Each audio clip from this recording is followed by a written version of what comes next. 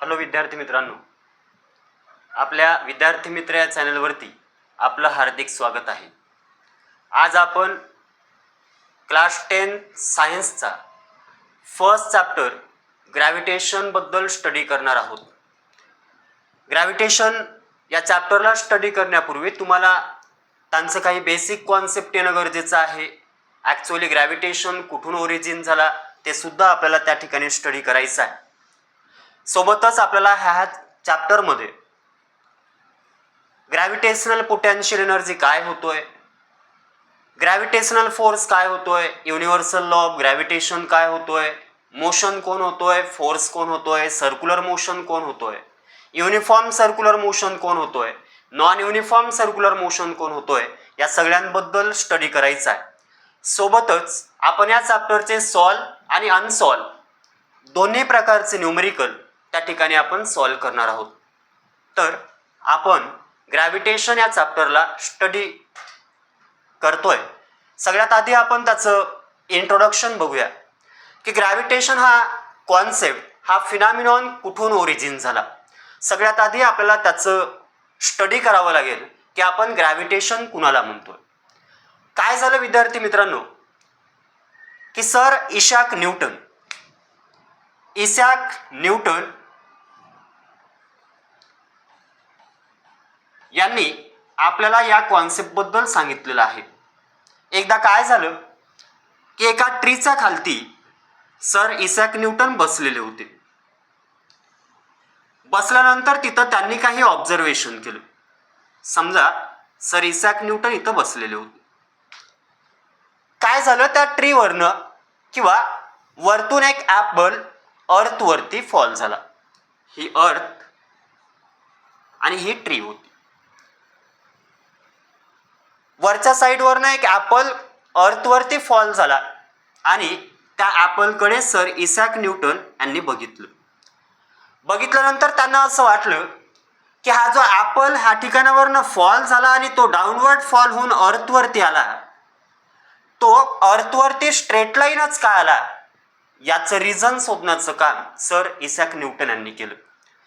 आणि त्यांनी म्हटलं की जर ॲपल स्ट्रेट लाईनच अर्थवरती येतोय, तो हॉरिझॉन्टल का गेला नाही, तो इन्क्लाइंड काहीतरी अँगल त्यानं त्या ठिकाणी बनवून तो समोर जाऊन का फॉल झाला नाही, याचं स्टडी करणं त्यांनी स्टार्ट केलं.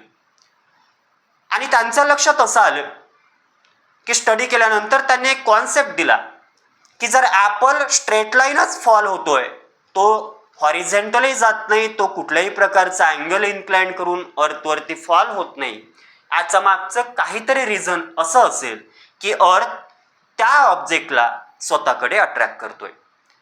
नंतर त्यांनी परत त्याच्याबद्दल एक त्या ठिकाणी कॉन्सेप्ट मांडला की अर्थच्या सरफेसवरती जरी हा ऑब्जेक्ट फॉल होत असला तरी अर्थकडे काहीतरी फोर्स आहे, हे तर मान्य आहे, बट अर्थचं काहीतरी सरफेसपासून एक सेंटर आहे ज्याचं डिस्टन्स असतोय 6400 किलोमीटर.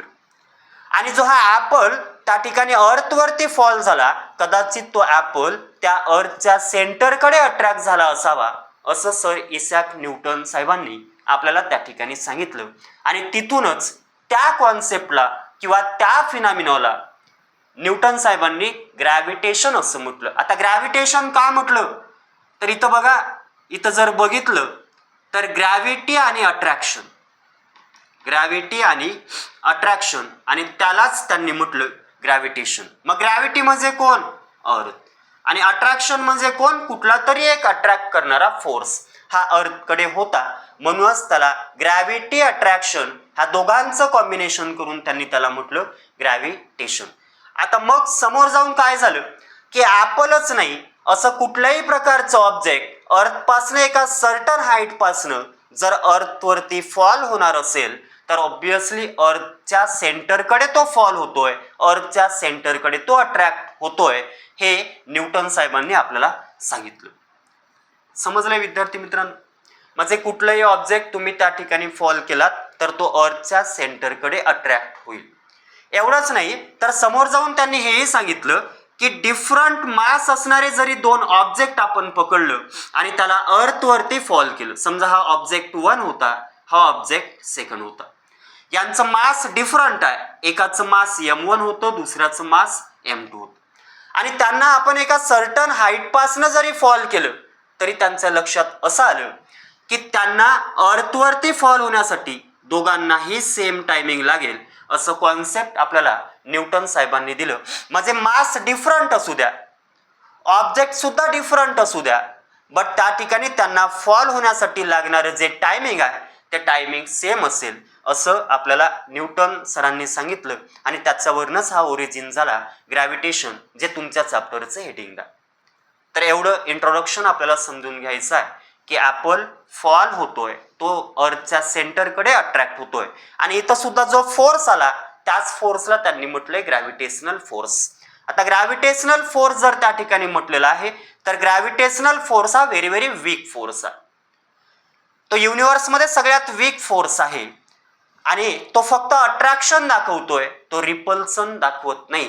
हे कॉन्सेप्ट आपल्याला त्या ठिकाणावरनं ओरिजिन झालं. समोर आपल्याला त्या चॅप्टरमध्ये फोर्स आणि मोशन याबद्दल सुद्धा आपल्याला स्टडी करायचं आहे. तुमच्या चॅप्टरमध्ये नेक्स्ट हेडिंग आहे फोर्स अँड मोशन. मग मोशन कोण होतोय विद्यार्थी मित्रांनो, सोबतच फोर्स कुठून ओरिजिन झाला, फोर्स कोण होतोय, हे सगळं आपल्याला त्या ठिकाणी स्टडी करायचं आहे. सेकंड टॉपिक आपल्याला स्टडी करायचा आहे फोर्स अँड मोशन. आता इथं तुम्हाला ह्या चॅप्टरमध्ये सांगितलं गेलेलं आहे की समजा जर एखादं ऑब्जेक्ट असेल, हा एखादा ऑब्जेक्ट, समजा मी त्याला ऑब्जेक्टला नाव देतोय ए, हा काहीतरी वेलोसिटीनं समोर मूव्ह करतोय. समजा त्याची वेलोसिटी होती 5 मीटर पर सेकंद. समोर सांगायचं काय आहे त्यांना की हा ऑब्जेक्ट मोशन मध्ये आहे. आता मोशन कोण, मोशन आपण त्याला म्हणतोय any object that can B change it's position. कुठलाही ऑब्जेक्ट आपलं पोझिशन चेंज करणार असेल तर त्याला आपण काय म्हणतोय, मोशन. म्हणजे हा ऑब्जेक्ट जो ए नावाचा ऑब्जेक्ट होता तो सी पासनं समजा अजूम करा डी पर्यंत गेला, ऑब्जेक्ट ए आहे, सी पोझिशन आहे, डी सुद्धा पोझिशन आहे, तो ऑब्जेक्ट सी पासनं कुठपर्यंत गेला, डी पर्यंत गेला, त्यावेळेस त्याची वेलोसिटी किती होती, 5 मीटर पर सेकंद. मी त्याला काहीतरी फोर्स लावलं म्हणून त्यानं मोमेंटम केलं. मग त्यांना काय सांगायचं की तुम्ही एखाद्या ऑब्जेक्टवरती फोर्स लावलात तर त्या ऑब्जेक्टची तुम्ही स्पीड चेंज करू शकताय, किंवा त्या ऑब्जेक्टची तुम्ही डायरेक्शन चेंज करू शकताय. आता फोर्स सुद्धा आपल्याला स्टडी करायचा आहे, बट मोशन कोण, चेंज इट्स पोझिशन. सी पासून कुठपर्यंत गेला, डी पर्यंत गेला, मी त्याच्यावरती फोर्स लावलो, but due to the applied of force, मी त्याच्यावरती फोर्स लावल्यानंतर त्या ऑब्जेक्टचं मी एकतर डायरेक्शन चेंज करू शकतोय किंवा एकतर मी त्याची स्पीड चेंज करू शकतोय. काय होईल, समजा हा ऑब्जेक्ट होता, मी त्याला काहीतरी फोर्स लावला, तो 5 मीटर पर सेकंद ट्रॅव्हल होत होता, मी परत त्याच्यावरती फोर्स लावला, ऑब्विसली त्याच डायरेक्शनला लावलं, म्हणजे जी वेलोसिटी आधी होती 5 मीटर पर सेकंद ती वेलोसिटी कदाचित चेंज झालं असेल, आणि यालाच आपण म्हणतोय की फोर्स लावल्यामुळे आपण त्या ऑब्जेक्टची स्पीड चेंज करू शकतोय.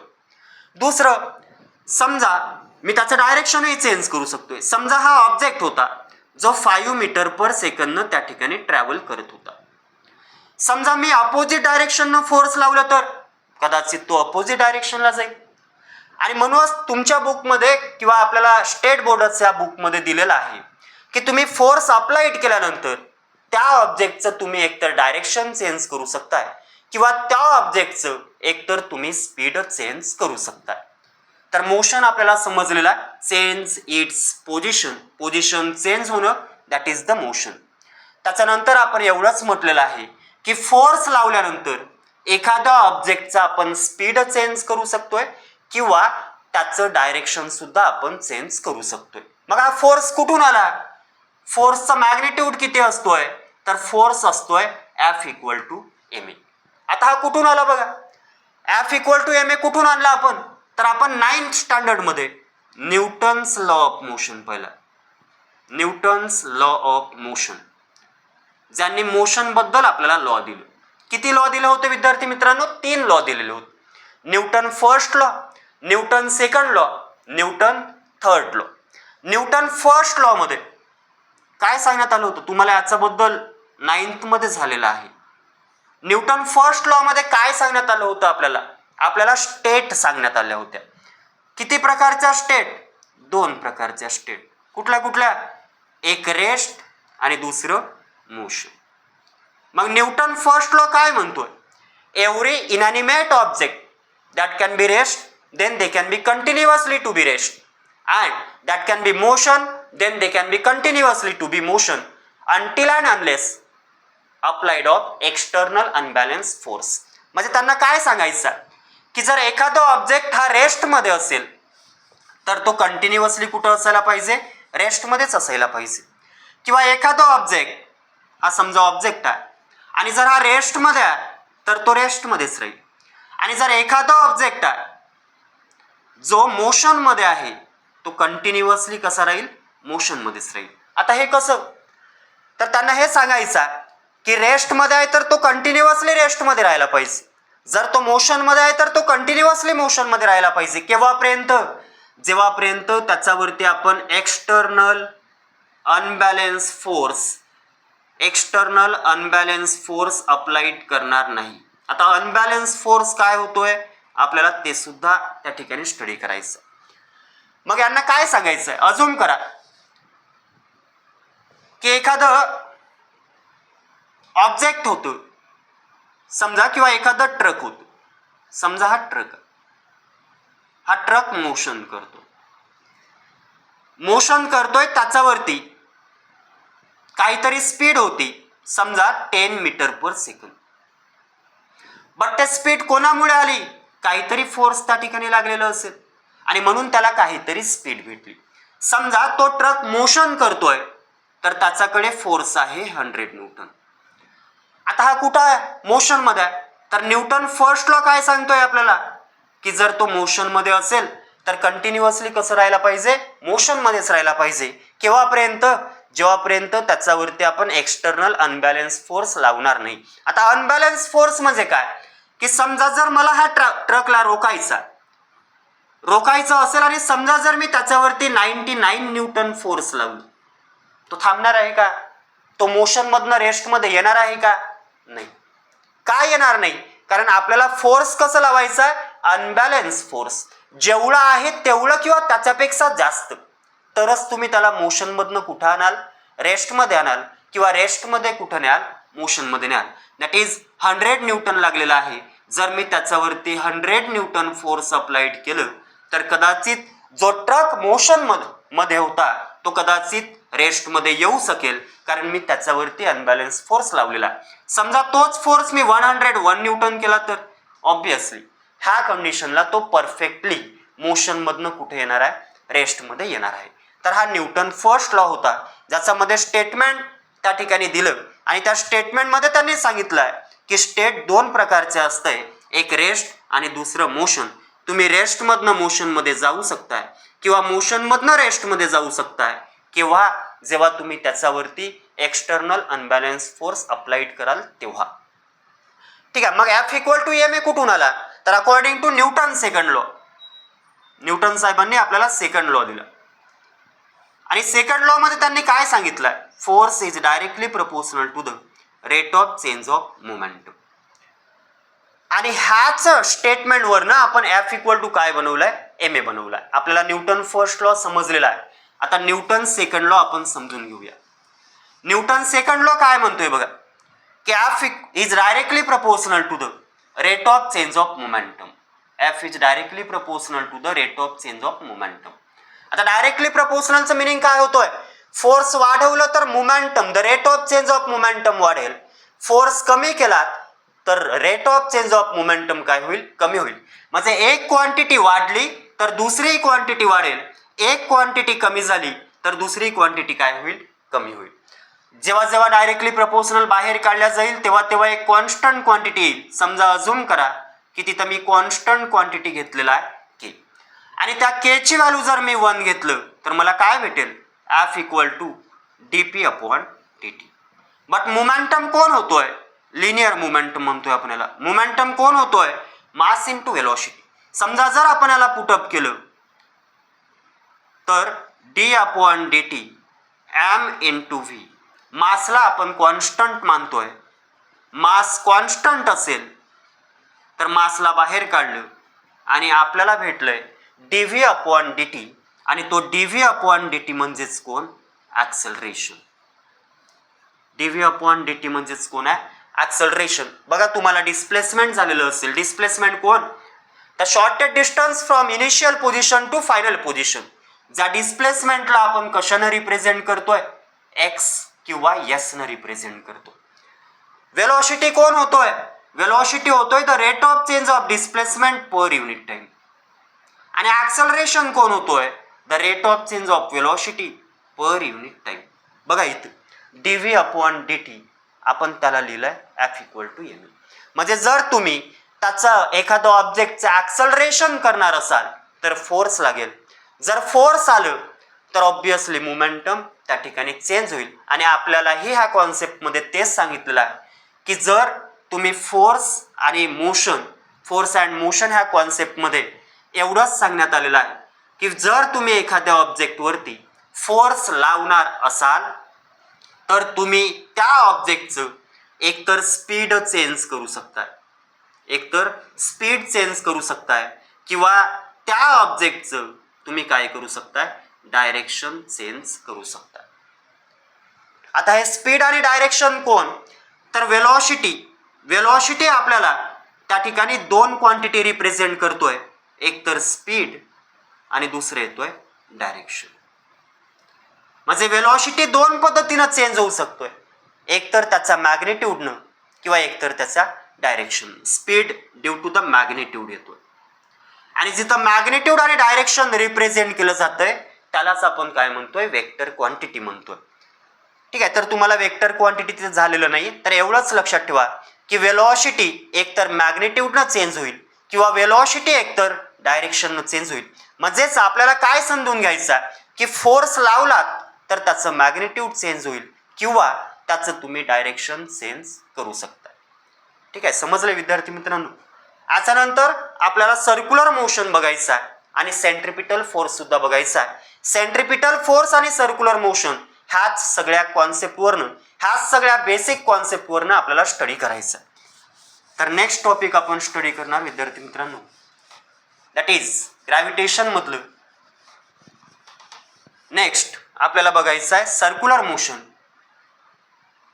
आणि centripetal force. Circular motion and centripetal force.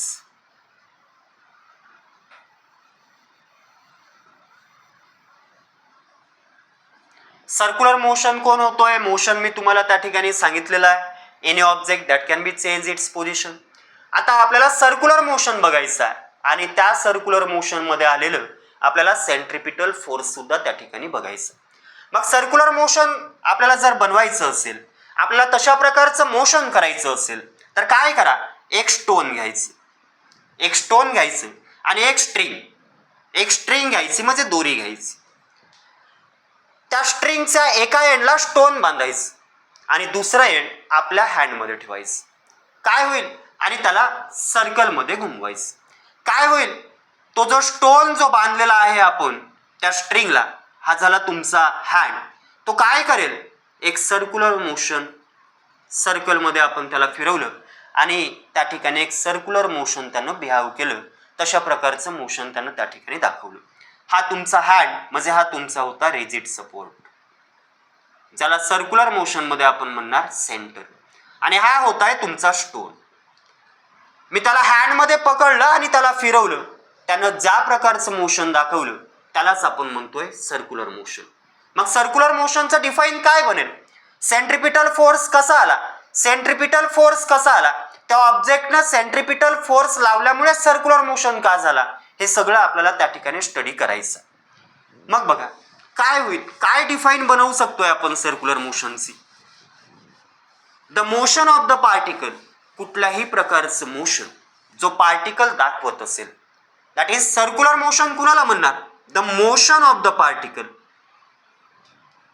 The motion of the particle along the circumference of circle. The motion of the particle along circumference of circle. कुठल्याही प्रकारचं एखादं पार्टिकल जो सर्कम्फरन्स ऑफ सर्कल ना move करणार असेल, the motion of the particle along the circumference of circle is non as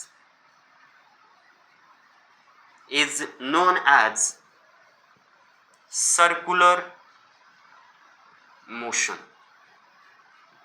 काय म्हटलंय मी define मध्ये?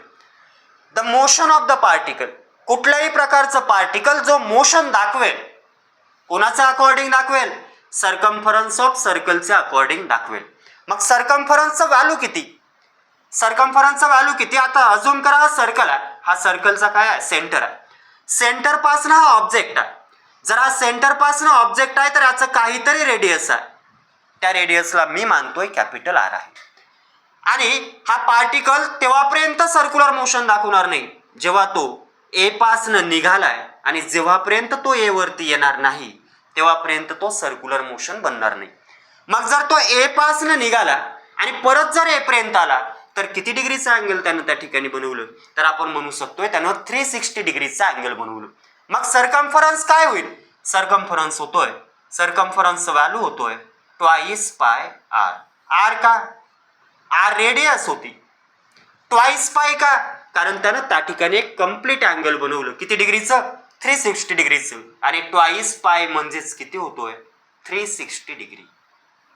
ठीक आहे. आणि म्हणून त्या सर्कम्फरन्स ऑफ सर्कलचं व्हॅल्यू किती घेतोय आपण? ट्वाइस पाय आर. तर जो ट्वाइस पाय आर एवढ्यानं मोशन दाखवेल, किंवा जो सर्कम्फरन्सनं आपल्याला एखादा पार्टिकल मोशन दाखवेल, त्याला काय म्हणणार आपण? Circular motion. ए पासनं पार्टिकल निघाला तर कुठपर्यंत यायला पाहिजे? ए पर्यंत यायला पाहिजे. समजा ए पासनं पार्टिकल निघाला आणि बी वरती येऊन थांबला, त्याला आपण सर्क्युलर मोशन म्हणणार का? नाही म्हणणार. का? कारण त्यानं त्या ठिकाणी ट्वाइस पाय किंवा सर्कम्फरन्स बनवलंच नाही, आणि म्हणून आपण त्याला सर्क्युलर मोशन म्हणणार नाही. तो ए पासनं निघाला तर ए पर्यंत यायला पाहिजे. मग दुसरा कॉन्सेप्ट येतोय की सेंट्रिपिटल फोर्स कोण होतोय? सेंट्रिपिटल फोर्स कुणाला म्हणतोय? याचा दुसरा एक फोर्स परत आहे, सेंट्रिपिटल फोर्स, आणि दुसरा आहे सेंट्रिफ्युगल फोर्स. बट आपल्याला सेंट्रिफ्युगल फोर्स बद्दल स्टडी करायचं नाही, बट तुम्हाला त्याचं थोडं बेसिक मी सांगणार. दुसरा येतोय सेंट्रिपिटल फोर्स. आता सेंट्रिपिटल फोर्स कुठून आला? त्या फोर्सला आपण सेंट्रिपिटलच का म्हटलं? जर सेंट्रिपिटलच म्हटलं तर त्याचं काम काय? तर सगळ्यात आधी मी त्याचं डिफाईन तुम्हाला सांगतोय. The force acting toward the centre of the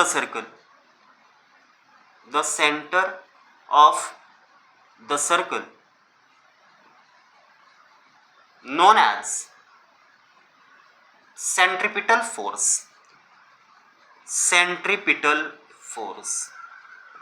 मग सेंट्रिपिटल फोर्स कुणाला म्हटलंय आपण? की अशा प्रकारचा फोर्स, जो फोर्स कुठं लागेल? Toward the centre of the circle. म्हणजे सेंटरच्या टुवर्ड लागेल, किंवा सेंटरकडे जो फोर्स लागेल त्याला काय म्हटलंय आपण? Centripetal force. बट याचं परत की या फोर्सला आपण सेंट्रिपिटल का म्हटलंय? सेंट्रिपिटल म्हटलेला आहे तर तो टुवर्ड जातोय, तर त्याचं साईन काय? आपल्याला ते सगळं त्या ठिकाणी समजून घ्यावं लागेल. मग सेंट्रिपिटल फोर्स कुठून आला? आताच मी तुम्हाला सांगितलेलं होतं according to Newton second law. थर्डला मी तुम्हाला सांगितलेलं नाही. का? कारण थर्ड लॉ तुम्हाला माहिती आहे, every action is an opposite reaction. तर according to Newton second law F equal to काय होतोय? एम. याचं मिनिंग काय होईल बघा? जेव्हा जेव्हा ॲक्सलरेशन येईल तेव्हा काय येईल? फोर्स येईल. आणि जेव्हा फोर्स येईल तेव्हा काय येईल? ॲक्सलरेशन येईल. मग जे डायरेक्शन ॲक्सलरेशनचं असेल तेच डायरेक्शन कुणाचं असेल? फोर्सचं असेल. आता ॲक्सलरेशन कोण होतोय? आताच मी तुम्हाला त्या ठिकाणी सांगितलेलं होतं की डिस्प्लेसमेंटला एक्सनं रिप्रेझेंट करतो किंवा एसनं रिप्रेझेंट करतो. त्याच्यानंतर व्हेलॉसिटीनं आपण कशाला रिप्रेझेंट करतोय?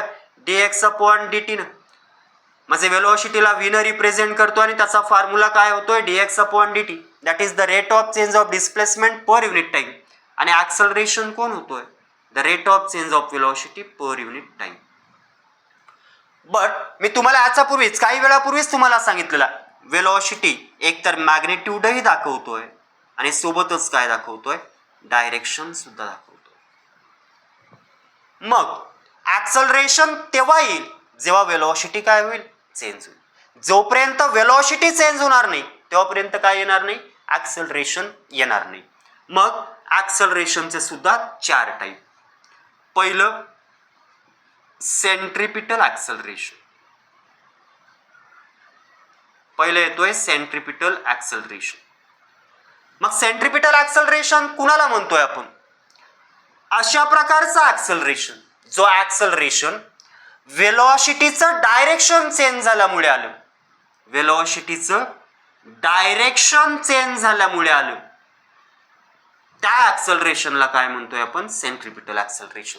शेवटी ऍक्सलरेशन कधी येईल, जेव्हा जेव्हा वेलोसिटी काय होईल, चेंज होईल. मग वेलोसिटी चेंज 2 पद्धतीने होऊ शकतोय, एक तर मॅग्निट्यूड आणि दुसरं कोण, डायरेक्शन. जर ते डायरेक्शन न चेंज झालं तर त्या ऍक्सलरेशनला काय म्हणतोय आपण, सेंट्रिपिटल ऍक्सलरेशन. जर वेलोसिटी मॅग्निट्यूड न चेंज झाली तर त्याला म्हणतोय आपण टॅन्जेन्शियल ऍक्सलरेशन. त्याला म्हणतोय आपण टॅन्जेन्शियल ऍक्सलरेशन. म्हणजे वेलोसिटी कशानं चेंज होईल, मॅग्निट्यूडनं चेंज होईल. परत त्याचं तिसरं टाईप नेट ऍक्सलरेशन. आता नेट ऍक्सलरेशन कुणाला म्हणणार, ज्या ठिकाणी ऍक्सलरेशन वेलोसिटीचं डायरेक्शन आणि मॅग्निट्यूड दोघांमुळेही वेलोसिटी चेंज झालेली असेल त्या ऍक्सलरेशनला आपण काय म्हणणार, नेट ऍक्सलरेशन. आणि चौथा ऍक्सलरेशन येतोय अँग्युलर ऍक्सलरेशन. बट त्याचं कुठलंही काम आपल्याला ह्या चॅप्टरमध्ये नाही, समोर तुम्हाला 12 मध्ये त्या ठिकाणी त्याचं यूज होईल. तर अशा पद्धतीनं आपण 4 ऍक्सलरेशन पाहतो.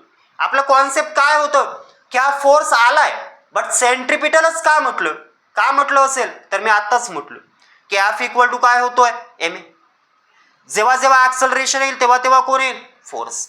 मग त्या सर्क्युलर मोशन मध्ये बघा काय झालं की हा ऑब्जेक्ट जर सर्क्युलर मोशन करतोय तर ऑब्जेक्ट इथं होता तर हा सरळ जायला पाहिजे होता, गेलाय का, नाही गेला.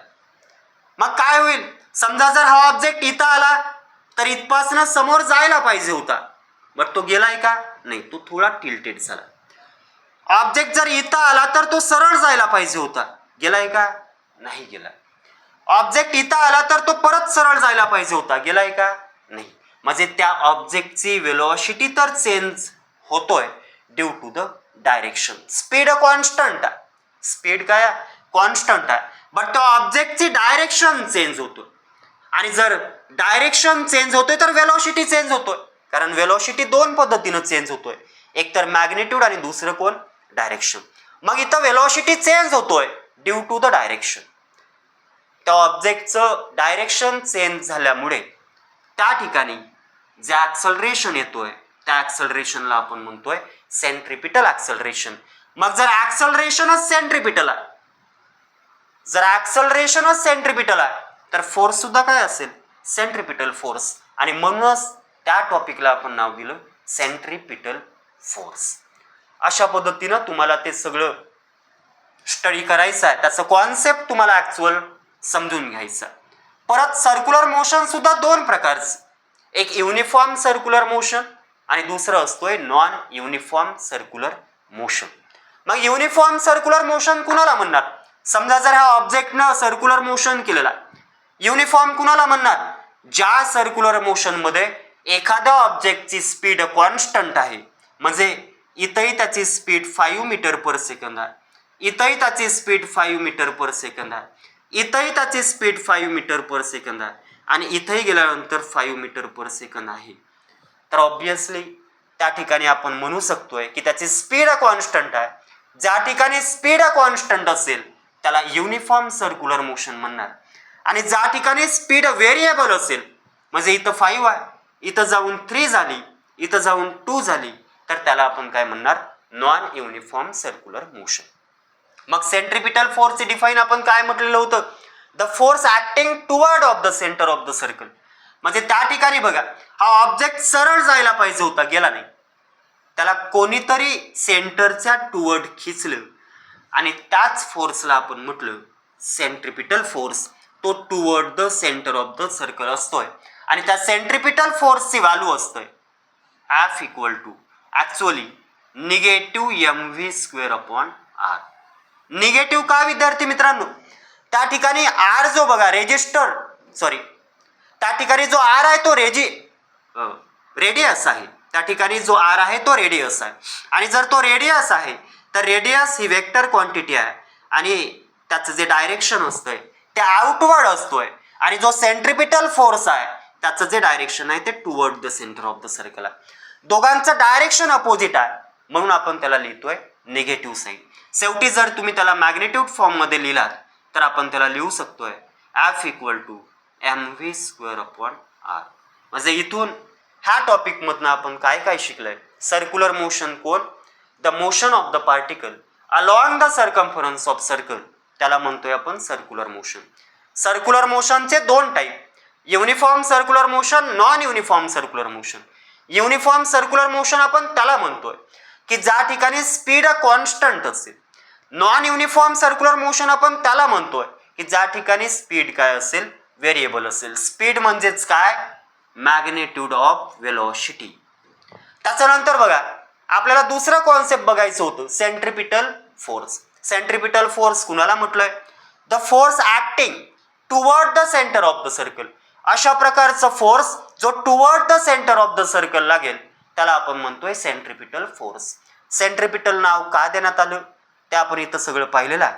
त्याच्यानंतर वेलॉसिटी कोण होतोय, ऍक्सलरेशन कोण होतोय, डिस्प्लेसमेंट कोण होतोय, हे सगळं मी तुम्हाला त्या ठिकाणी सांगितलेलं आहे. आणि याला सेंट्रिपिटल फोर्स का म्हटलं? कारण येणारा फोर्स आणि त्या फोर्समध्ये येणारा जो ऍक्सलरेशन आहे तो ऍक्सलरेशनच सेंट्रिपिटल आहे म्हणून त्या फोर्सला काय नाव देण्यात आलं? Centripetal force. एक दुसरा सुद्धा फोर्स असतो ज्याचं नाव आहे सेंट्रिफ्युगल फोर्स, बट ते तुम्हाला दिलेलं नाही, समोर जाऊन तुम्हाला ते स्टडी करायचं आहे. बट सेंट्रिफ्युगल फोर्स कुणाला म्हणतोय? सेंट्रिफ्युगल फोर्स आपण त्याला म्हणतोय जो away from the centre of the circle असेल, हा टुवर्ड आहे, आणि सेंट्रिफ्युगल हा away from the centre of the circle असतो. याच्यानंतर विद्यार्थी मित्रांनो आपल्याला केपलर्स लॉ स्टडी करायचा. केपलर्स लॉ त्यांचं कॉन्सेप्ट आपल्याला समजून घ्यायचा आहे. त्यांच्या कॉन्सेप्ट सोबत त्यांनी दिलेलं लॉ आपल्याला समजून घ्यायचं. मग केपलर्स लॉ त्याच्यामध्ये आपल्याला काय स्टडी करायचं आहे? केपलर साहेबांनी आपल्याला काय स्टडी करायला सांगितलेलं आहे? केपलर्स लॉने आपल्याला कशाबद्दल स्टडी करायला सांगितलेलं आहे याचं सगळं इंट्रोडक्शन आपण त्या ठिकाणी समजून घेणार. Next topic Kepler's law. Kepler साहेबांनी आपल्याला 3 लॉ दिलेला आहे. ते लॉ कुणाबद्दल दिलेला आहे? प्लॅनेटरी मोशन बद्दल आपल्याला त्या ठिकाणी त्यांनी लॉ दिलेला आहे. बट त्यांच्या पूर्वी कोणी कोणी त्या ठिकाणी आपल्याला काय काय सांगितलेलं होतं, कुठलं सायंटिस्ट त्या ठिकाणी आलेले होते, आपल्याला ते समजून घ्यावं लागेल. केपलर्स लॉ कशाबद्दल लॉ दिला? Planetary motion. प्लॅनेटरी मोशन म्हणजे काय? प्लॅनेट्सचं होणारं मोशन, याच्याबद्दल आपण त्या ठिकाणी स्टडी करणार किंवा त्यांच्याबद्दल आपण त्या ठिकाणी लॉ बनवणार. मग प्लॅनेटरी मोशन्स त्या ठिकाणी आपल्याला सांगण्यात आलं आणि त्या प्लॅनेटरी मोशन बद्दलच आपल्याला केपलर्स लॉनी 3 लॉ आपल्याला त्या ठिकाणी स्टडी करायला सांगितलेला आहे. मग केपलर्स लॉ यांच्या पूर्वी म्हणजे ज्यावेळेस हा लॉ ओरिजिन व्हायला होता म्हणा किंवा हा लॉ यायला होता म्हणा, त्याच्या पूर्वी काय झालं होतं तर आपले एक सायंटिस्ट आर्यभट्ट, एक सायंटिस्ट परत होते गॅलिलिओ नावाचं. ज्या गॅलिलिओ साहेबांनी आपल्याला मोशन बद्दल स्टडी करायला सांगितलेलं होतं. त्यांनी प्लॅनेटरी मोशन याच्यामध्ये स्टडी तर केलं बट फक्त त्यांनी आपल्याला पोझिशन सांगितलं. म्हणजे सगळ्यात आधी जर आपण विचार केलं तर गॅलिलिओ साहेबांनी आपल्याला त्या प्लॅनेटच्या पोझिशन बद्दल सांगितलं. नंतर आपल्याकडे आर्यभट्ट आले, आपले इंडियन सायंटिस्ट, आणि त्यांनी काय म्हटलं बघा की जर एखादं प्लॅनेट म्हणा किंवा आपण अझूम केलं की एखादं अर्थ, आपण अझूम करतोय अर्थ सुद्धा एक काय प्लॅनेट. आर्यभट्ट साहेबांनी आपल्याला काय सांगितलं की अर्थ हे स्वतःच्या इट्स ओन ॲक्सिसच्या अराउंड तर घुमतंय, but earth revolve around the moon in a circular orbit. म्हणजे आर्यभट्ट साहेबांनी आपल्याला काय सांगितलं की कुठलाही प्लॅनेट जर अर्थच्या रिव्हॉल्व अराउंड करतोय तर ते सर्क्युलर ऑर्बिटमध्ये करतोय, असं कोणी सांगितलं आपल्याला? आर्यभट्ट साहेबांनी सांगितलं. आर्यभट्ट ह्या सायंटिस्टनं आपल्याला सर्क्युलर ऑर्बिट दिलेली होती. ही हिस्ट्री बरेच दिवस चालली. ही हिस्ट्री बरेच दिवस चालल्यानंतर समोर त्या ठिकाणी केपलर्स लॉ आले आणि त्यांनी त्या ठिकाणी आपल्याला प्लॅनेटरी मोशन बद्दल 3 लॉ दिले. केपलर्स लॉच्या आधी सुद्धा टायचो कोब्रा नावाचे एक सायंटिस्ट होतं, त्यांनी ॲक्च्युअली त्या ठिकाणी थेअरी दिली होती आणि त्यांच्याच थेअरीची स्टडी करून आपल्याला केपलर्स लॉनी 3 लॉ त्या ठिकाणी बनवून दिलं आणि शेवटी ही सगळी थेअरी ज्यांच्या नावानं फेमस झाली ते होते केपलर्स लॉ. ॲक्च्युअली केपलर्स यांनी टायचो कोब्रा त्या ठिकाणी त्या सायंटिस्टची सगळी थेअरी स्टडी केली. टायचो कोब्रा म्हणतोय किंवा आपण त्या ठिकाणी म्हणू शकतो टायचोब्रा. प्रोनाउन्सिएशन करते वेळेस तुम्ही म्हणू शकताय टायचोब्रा. त्यांची सगळी थेअरी त्यांनी त्या ठिकाणी स्टडी केलं आणि शेवटी ती थेअरी केपलर्स नावाच्या सायंटिस्टच्या नावानं ती फेमस झाली. तर केपलर्स लॉ कुणाबद्दल सांगतोय आपल्याला? प्लॅनेटरी मोशन बद्दल सांगतोय. सगळ्यात आधी त्या ठिकाणी आर्यभट्ट नावाचं सायंटिस्ट आलेलं होतं आणि त्यांनी आपल्याला काय सांगितलेलं होतं की त्या ठिकाणी सर्क्युलर ऑर्बिटमध्ये तो मोशन करेल. कुठलाही प्लॅनेट अर्थ रिव्हॉल्व अराउंड द सन, समजा ते एका सर्क्युलर ऑर्बिटमध्ये मोशन करतोय असं कोणी म्हटलेलं होतं? आर्यभट्ट साहेबांनी म्हटलेलं होतं. नंतर टायचोब्रा नावाच्या सायंटिस्टने सगळी थेअरी त्या ठिकाणी मांडली आणि त्यांनी सांगितलं की सर्क्युलर ऑर्बिट हे होऊ शकत नाही. आणि मग त्यांनी ते थेअरी मांडल्यानंतर त्यांच्या थेअरीची स्टडी केलं कोणी? केपलर्स लॉ साहेबांनी, म्हणजे केपलर्स नावाच्या सायंटिस्टनी, आणि त्यांनी आपल्याला लॉ दिला. मग त्यांनी काय म्हटलं की ते सर्क्युलर ऑर्बिटमध्ये मूव्ह होतोय हे पॉसिबल नाही, हे चुकीचं आहे. म्हणून त्यांनी म्हटलं की earth revolve around the sun in elliptical orbit. मग आता इलिप्टिकल ऑर्बिट कसं असतोय, इलिप्समध्ये कसं असतो, इलिप्स कसा बनला? तर त्यांनी सांगितलं की जर एक कोन घेतलात तुम्ही, एक कोन घेतल्यानंतर जर त्याचं इन्क्लाइन प्लेनमध्ये कट केला तर जो बनेल तो काय असेल? हा इलिप्स असेल, ही इलिप्टिकल ऑर्बिट असेल. इतकं इन्क्लाइन प्लेनमध्ये त्याला कट केल्यानंतर जो बनतोय त्यालाच आपण म्हणतोय इलिप्टिकल ऑर्बिट. आणि त्या इलिप्सचा आपल्याला स्टडी करायचा आहे, ते इलिप्स आपल्याला समोर घेऊन जायचं आहे. इलिप्टिकल ऑर्बिटमध्ये आपल्याला समोर ते सगळं स्टडी करायचं आहे. इलिप्सचं इक्वेशन आपण मॅथमॅटिक्स शिकतोय बघा. इलिप्सचं इक्वेशन असतो x² + a² + b² equal to काय होतोय? 1. हा इलिप्सचा इक्वेशन आहे. इलिप्स बनला कसा आहे की जो कोन होता त्या कोनला आपण इन्क्लाइन्ड प्लेनमध्ये काय केलेलं आहे? त्याला कट केलेला आहे आणि ते कट करून आपण ह्या ठिकाणी आणलेला आहे. तोच तशा पद्धतीने इलिप्स बनतोय आणि ते इलिप्समध्ये 2 सेंटर ऑफ द फोकस असतात. हा तुमचा झालाय इलिप्स, इलिप्टिकल ऑर्बिट. आणि इथं 2 सेंटर ऑफ द फोकस असतील. दॅट इज त्या ठिकाणी तुम्ही सन इथंही घेऊ शकताय किंवा सन इथंही घेऊ शकताय आणि प्लॅनेट रिव्हॉल्व अराउंड द सन करेल. कुठल्या ऑर्बिटमध्ये? इलिप्टिकल ऑर्बिटमध्ये. तर आपल्याला यांचे 3ही लॉ आणि यांची सगळी थेअरी कोणावरती डिपेंड होती? टायचोब्रावरती.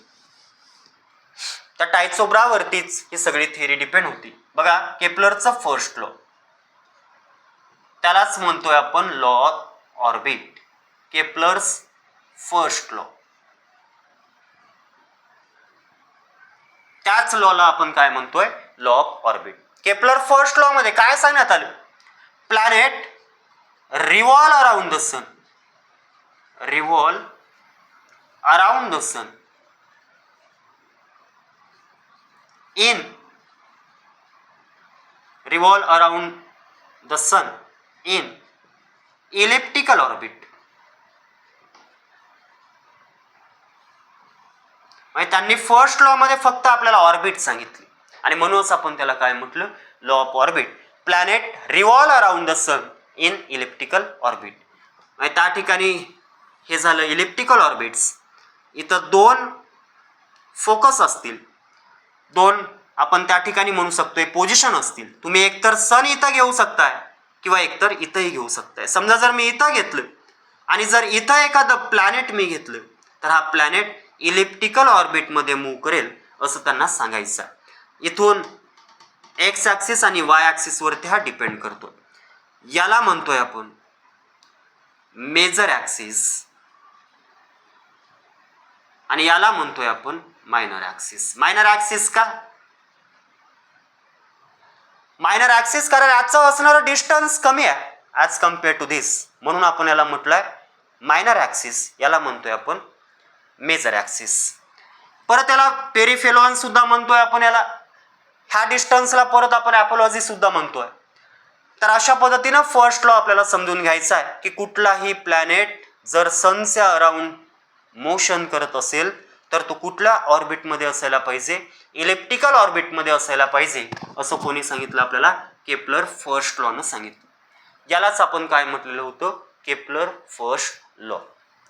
त्याच्यानंतर केपलर सेकंड लॉ समजून घ्यायचा. Kepler second law. Kepler second law काय सांगतोय आपल्याला, त्या लॉला काय म्हणायचं.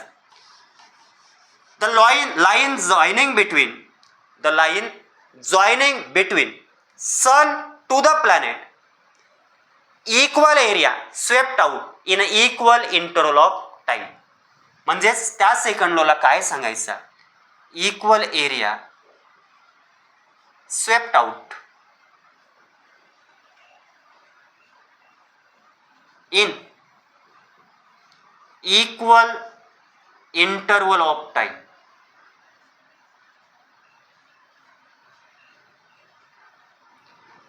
इक्वल इंटरवल ऑफ टाइम मध्ये इक्वल एरिया स्वेप्ट आउट केलं जाईल असं त्यांना त्या ठिकाणी सांगायचं. तर यालाही आपण समजून घेणार. बघा पहिल्या लॉ मध्ये काय म्हटलेलं होतं आपण की एक इलिप्टिकल ऑर्बिट असेल.